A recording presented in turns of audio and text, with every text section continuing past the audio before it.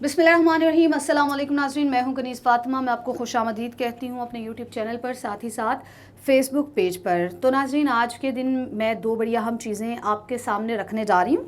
एक जो है वो ये है कि फवाद चौधरी साहब जो हैं वो खुलकर सामने आना शुरू हो चुके हैं। हमने इमरान खान साहब का ब्लंटली अंदाज़ देखा। वो बड़े बोल्ड तरीके से तनकीद का निशाना बनाते हैं, कभी इस्टेब्लिशमेंट को, कभी अदलिया को। लेकिन फवाद चौधरी साहब जो, उनको हमने इस तरह से पहले भी देखा है, लेकिन इतने सख्त अल्फाज इस्तेमाल करते हुए उनको हमने नहीं देखा। अब आके मैं थोड़ा सा आपको ये बताती चलूँ कि मेरे पास कुछ ख़बरें हैं जो कि मैं आपके साथ शेयर करना चाह रही हूँ। तो मैं आपको थोड़ा सा डिटेल बताती हूँ। उससे पहले मैं आपको ये बता दूँ कि शहबाज शरीफ की जगह पर बिलावल भुट्टो को वज़ीर आज़म बनाने के लिए इस वक्त बहुत ही ज़्यादा कोशिशें की जा रही हैं। चाहते हैं कि किसी न किसी तरीके से शहबाज शरीफ साहब को माइनस किया जाए और इन किसको किया जाए, इन कर दिया जाए बिलावल भुट्टो को। अब मैं थोड़ा सा ये बता दूंगी कि आसिफ अली जरदारी ने इस हवाले से क्या हिकमत अमली तैयार की है, क्या प्लानिंग कर रहे हैं कि किसी ना किसी तरीके से बिलावल भुट्टो जो है वो आने वाले जनरल इलेक्शन में वज़ीर आज़म का रोल निभाएं और शहबाज शरीफ कहीं पर गुम हो जाए। इसके हवाले से शहबाज शरीफ साहब की सियासत ख़त्म करने के लिए और हमजा शहबाज की पंजाब में सियासत ख़त्म करने के लिए, इवन दो कि नून लीग का पंजाब में सफाया करने के लिए पीपल्स पार्टी और आसिफ अली जरदारी इस वक्त फुल टाइम मुतहरिक है, राब्ते शुरू कर दिए। इसके ऊपर मैं थोड़ा सा डिटेल में आपको पहले ही बता देती हूँ, फिर उसके बाद मैं फवाद चौधरी की तरफ जाऊँगी। अच्छा जी, आसिफ अली जरदारी साहब की प्लानिंग अब ये है कि किसी न किसी तरीके से नून लीग की हुकूमत को ज़िक पहुँचाया जाए, यानी कि पंजाब में खात्मा किया जाए। इसके लिए वो PTI के मुख्तलिफ रहनुमाओं से भी मिल रहे हैं, सीनियर क़यादत जो है उनसे मुलाकातें कर रहे हैं। अंदर खाते की ये बातें, ये अंदर की खबरें हैं, ठीक है।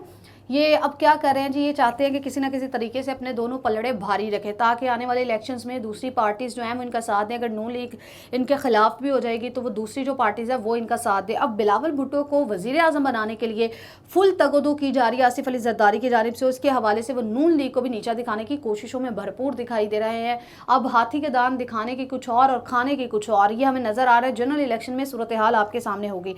अब दूसरा मैं आपको बता दूं कि PTI रहनुमा फवाद चौधरी साहब ने जिस तरह से जजेस और इस्टेब्लिशमेंट को तनकीद का निशाना बनाया और जजेस की कारकर्दगी के ऊपर कुछ सवालात उठाए, मैं उसके ऊपर आती हूँ। अच्छा जी, पहले नंबर पे तो फवाद चौधरी ने कहा कि पाकिस्तान में सुप्रीम कोर्ट के फैसलों की तारीख शानदार नहीं रही। सुप्रीम कोर्ट ने कई ज़बरदस्त फैसले दिए, लेकिन ये फैसला मुतज़ाद है। सुप्रीम कोर्ट का फैसला गलतियों से इबारत है। इस फैसले को कितनी पजीराई मिलेगी ये बाद में पता चलेगा। खैर, ये एक फैसला हो गया। उन्होंने ये भी कहा है कि साइफर चीफ जस्टिस के पास मौजूद है, इंक्वायरी कराई जाए। साइफर की इन्वेस्टिगेशन हुई तो इस पर बहस होगी। बहुत से लोग साइफर की इन्वेस्टिगेशन नहीं कराना चाहते।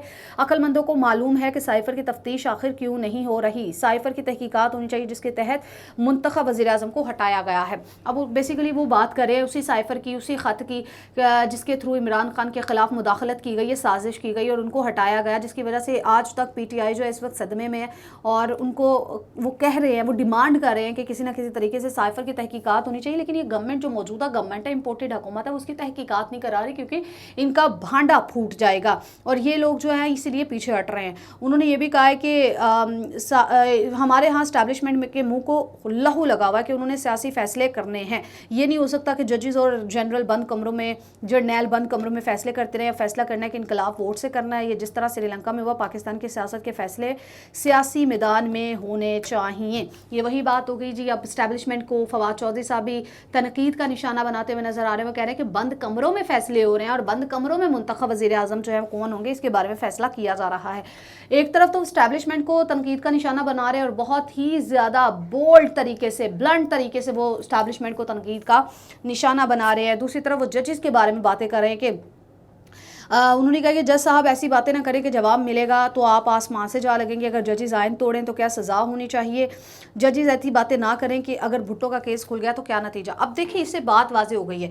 एक बात वाज़ेह हो गई है कि कहीं ना कहीं हमारी सियासत में इस्टेब्लिशमेंट का भी रोल रहा है, हमारी सियासत में अदलिया का भी रोल रहा है और कहीं ना कहीं आके अदलिया, हालांकि अब उसका झुकाव, उसका टिल्ट हम लोगों को दिखाई दे रहा है कि किसकी तरफ है।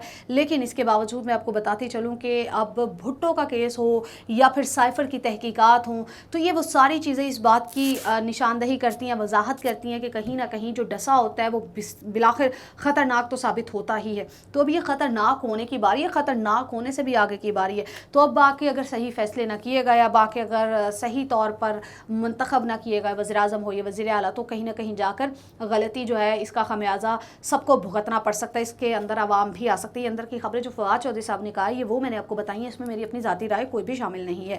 تو میں امید کرتی ہوں آپ کو میری آج کی ویڈیو پسند آئی ہوگی۔ اپنا بہت زیادہ خیال رکھیے گا، مجھے اجازت دیجیے، اللہ حافظ۔